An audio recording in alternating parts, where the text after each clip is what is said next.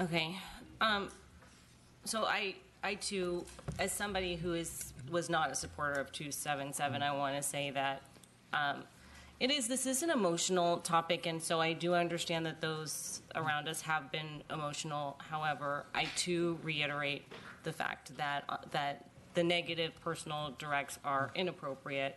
I do know you to be doing the best you can for public health, and although we differentiate on what that looks like, that's what we're here for. And I'm hoping that in this conversation we're able to express a diversity of perspective that will get you to a place where you will have a bill that really represents all of us in this room. I don't know, but I'm hopeful. With that, I have a few questions, and some of them are honestly just they're education questions for myself. So in this situation, I think this woman had a very good point where some things are just more complicated than others. And I am curious, and one of my biggest concern is this kind of needs medical exemption, right?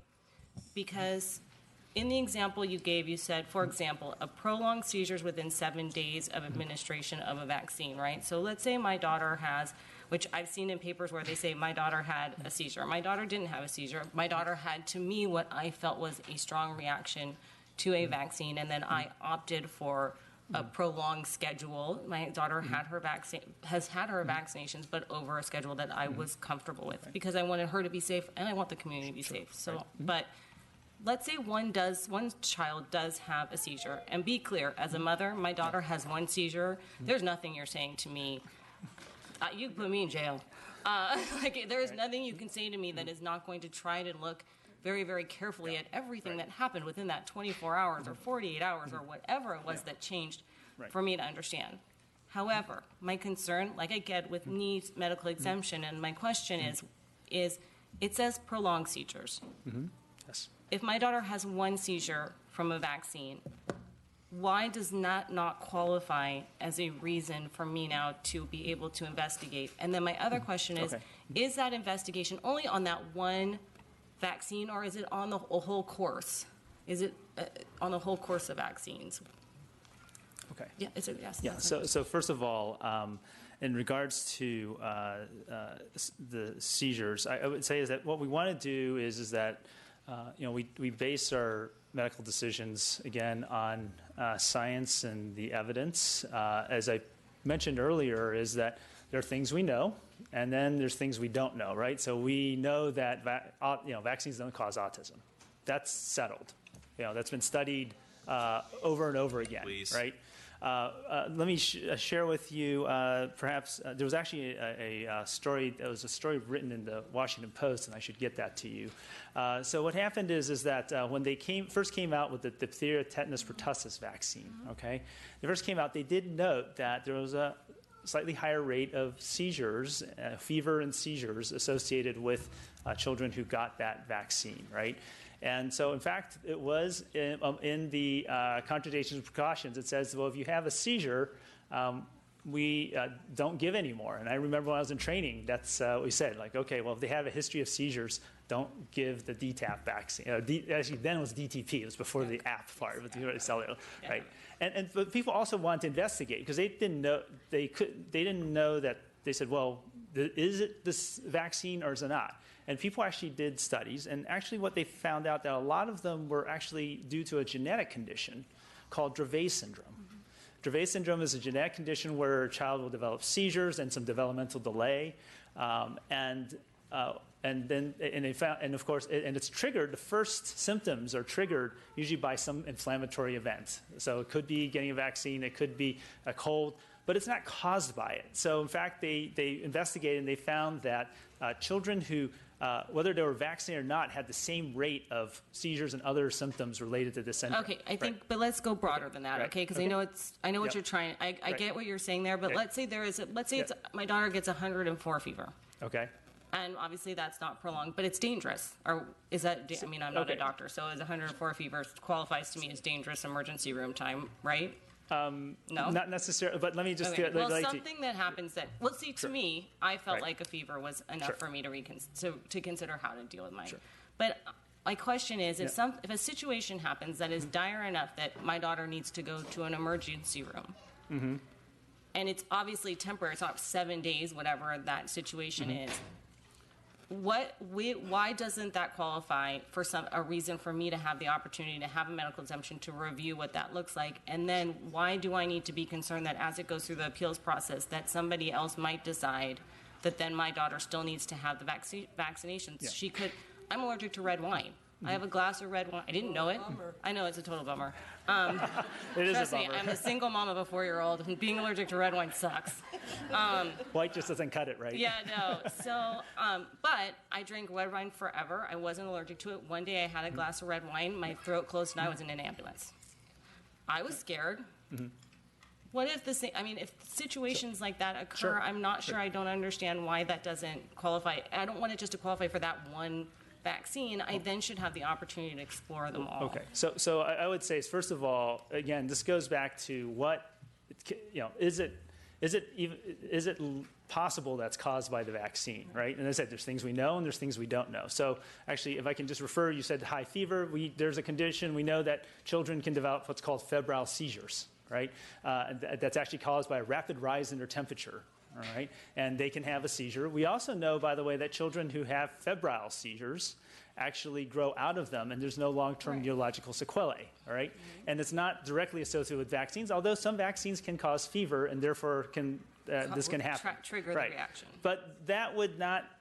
But because we know that this condition, because we understand this condition, we know this condition is not A, caused by the vaccine, and 2, does not lead to long-term harm. That would not be a permanent a permanent reason not to get your child vaccinated, because we know that's now if you have, for example, if that's what they have, right? I mean, right. That's not the only thing that could have happened. And if you're the exception, like this young lady, and not the rule, which is what this entire conversation is about, right? Okay. It's not for the plethora of people who can get a vaccine, who get them every day, who are fine, and there's not an issue. It's about those of us who maybe that fall into the cracks and that want to make sure we understand that a bill that's going to affect every child in the state of California, that it takes into account those exceptions. That's what I think my concern is. So I'll let you finish, and then I'll go ahead and let the opposition finish. However, I'm going to say, Dr. Sears, I would prefer someone else answer this question. Okay, so let me just finish answering your question. I appreciate the question. So what we want to do is, because as I said before, every medical exemption, of course, weakens the community immunity of the school, right? But we want to be sure every child who needs a medical exemption gets one. And in fact, as I mentioned earlier, we want to actually lean in favor of, if we don't know, right? If it's in the space of we don't know, it might be the vaccine, but it might not, then we want to lean in favor of the child not saying that, well, okay, we'll give you the exemption. But if we know, if we're like, well, no, we recognize this condition, it's not associated with the vaccine, then I think we owe it to the rest of the children, including the ones who really need the exemption, that we're not granting an exemption for those conditions. And that's where we look at the evidence, and that's the judgment. So if we don't know, we want to give the latitude, and that's what we're trying to strike the balance with the appeal panel and so forth. We don't want to create a loophole, because unfortunately there are a handful of unscrupulous physicians who will take a little loophole and turn it into a business opportunity, unfortunately, and endanger children in the process. And then we want to figure out how we keep that from happening. You know, and I actually don't need the opposition on this. I just have 2 more questions. Yes, sure. I guess my other question is we have one doctor who's been suspended. Is that correct, as a result of overextending? Okay. What did you say? What is it called? Probation. Oh, he's on probation.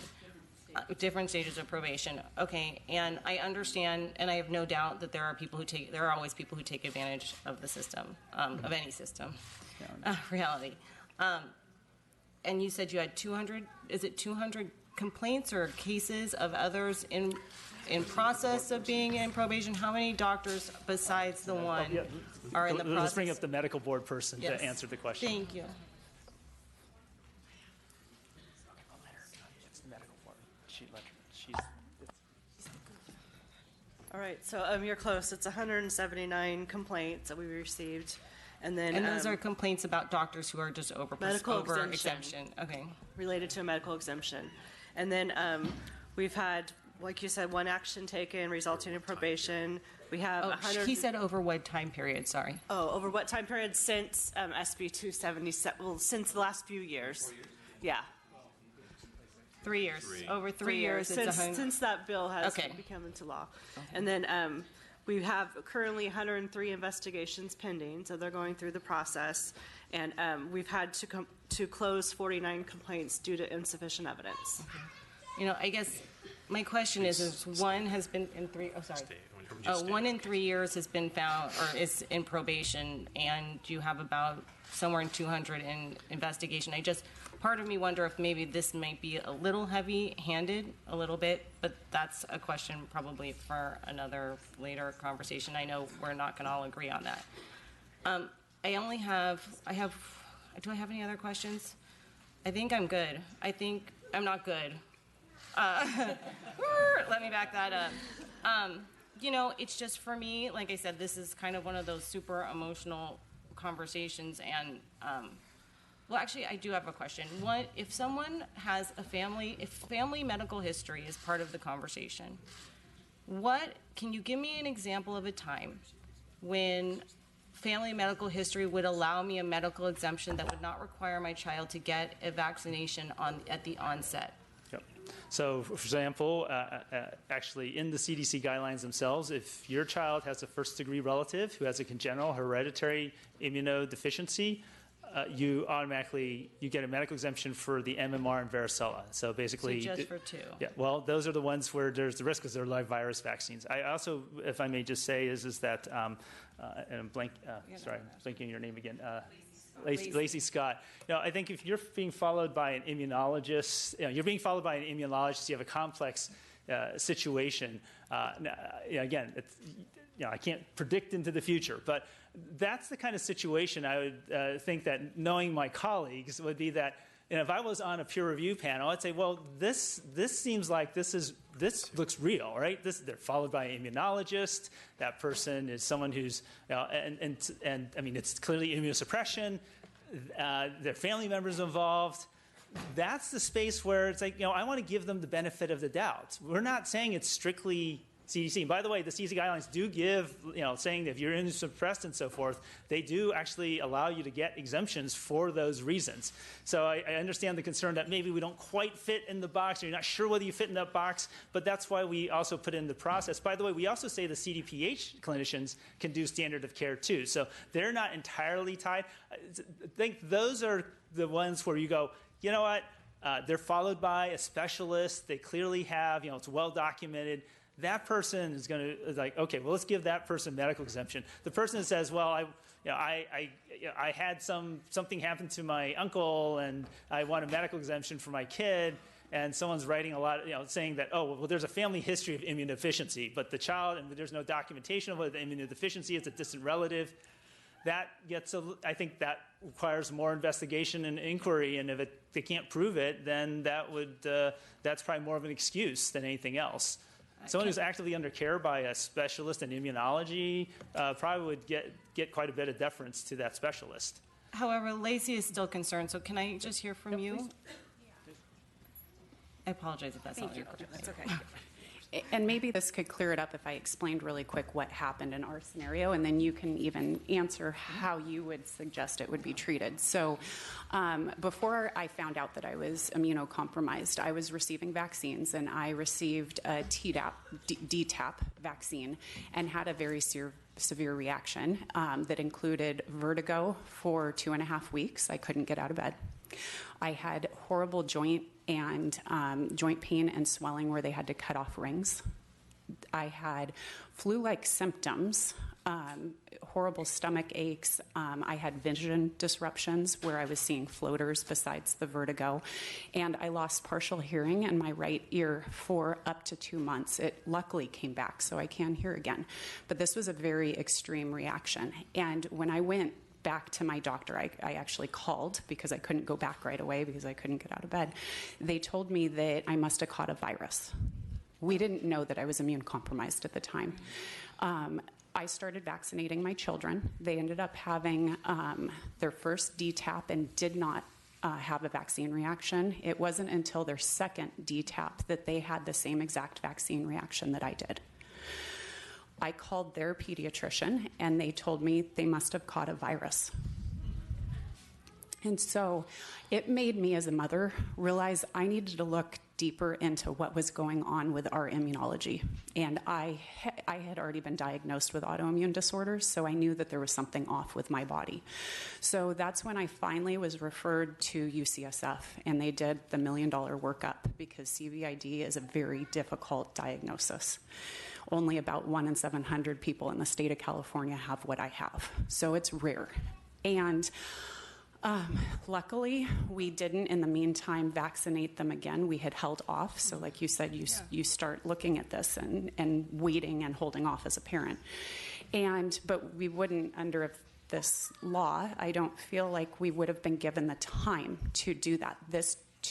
So this took me over 1.5 years to be diagnosed with this. So this was a long, so I don't think that the 30 days would have applied to me. And I know you're saying that it would have, but okay, so that happened. In the meantime, I was also vaccinated again and had another vaccine reaction. You actually have to be diagnosed with CVID by given a vaccine, a pneumococcal vaccine, and you have your titer count taken before, and make sure that you don't have titers for pneumonia, is what that vaccine is for.